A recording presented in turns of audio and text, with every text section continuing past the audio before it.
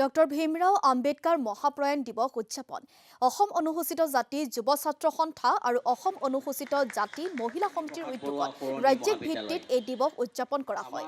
৬৮ সংখ্যক এই দিৱসটি গুৱাহাটী দীঘলী পুখুৰীৰ পাৰত দিনজোৰা কাৰ্যসূচীৰে আয়োজন কৰা হয়।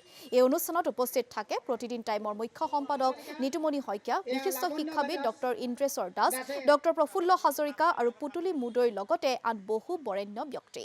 ডক্টৰ ভীমৰাও আম্বেদকাৰ মহাপ্ৰয়াণ দিৱস উপলক্ষে প্ৰতি বছৰে বিভিন্ন বঁটা আগবঢ়াই অহা হৈছে।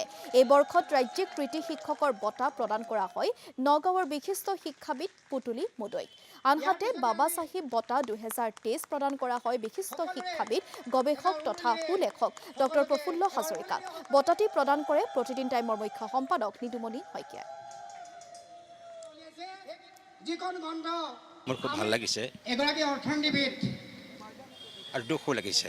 উজনি অসমৰ এখন আগশাৰী মহাবিদ্যালয়ৰ মই আচলতে অৰ্থনীতিৰ ছাত্ৰ, ইকনমিক্সৰ এই ছাত্ৰ অৰ্থনীতি বিজ্ঞান বিভাগৰ সহযোগী অধ্যাপক আৰু ডক্টৰ বাৰীণু দাস। সময়ৰ অলপমান সুবিধা উলিয়াই কাম কৰিছিলোঁ। মাইক্ৰফোন আগবঢ়াইছোঁ। দৰিদ্ৰ নিষ্পেষিত গৰীব মানুহৰ যাতে প্ৰেৰণা পাই জীয়াই থকাৰ তাৰ কাৰণে সিমানেই। আৰু এখেতলোকে যি সন্মানিত কৰিছে ভালেই লাগিছে। আজি অনুসূচিত জাতি যুৱ ছাত্ৰ সন্থাৰ উদ্যোগত দীঘলী পুখুৰীৰ পাৰত বি.আৰ. আম্বেদকাৰৰ যি ৬৮ সংখ্যক মৃত্যুতিথি তেখেতসকলে উদযাপন কৰিছিল। মই আহিলোঁ। ডক্টৰ প্ৰফুল্ল হাজৰিকা এগৰাকী বিশিষ্ট শিক্ষাবিদ, লেখক, গৱেষক। তেখেতক এইবাৰৰ আম্বেদকাৰ বঁটাটো প্ৰদান কৰা হৈছে। মই নিজে ধন্য যে মোৰ হাতেৰে সেই বঁটাটো মই তেখেতক দিবলৈ পাইছোঁ। আমি ২০১৩ চনৰ পৰাই ডক্টৰ বাবা চাহেব আম্বেদকাৰ আমাৰ বঁটা প্ৰদান কৰি আছোঁ।